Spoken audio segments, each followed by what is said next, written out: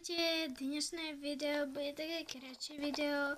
Ja by som vám strašne moc chcela povedať za 27 odoberateľov. Strašne vám ďakujem za tú vašu podporu.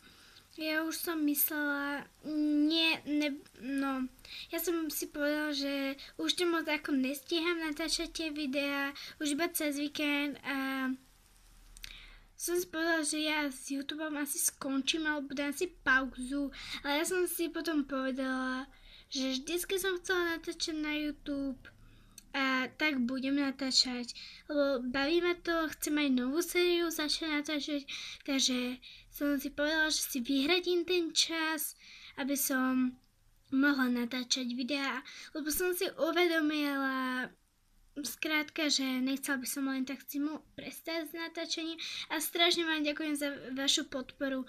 Není to o lajkoch, o dislajkoch, o odberoch. Je to iba číslo, ale s tým číslom na odberoch napríklad vám strašne za to ďakujem. Ja viem, že pre niekoho, kto má 100 odberateľov, tak to není nič, ale pre mňa to znamená vašu podporu a toho si najviac cením. No a vlastne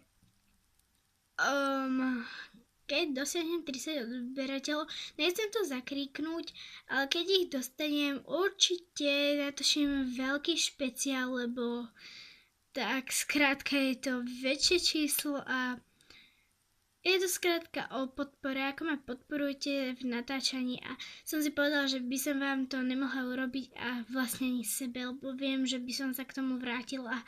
Takže to bolo iba také ďakovanie.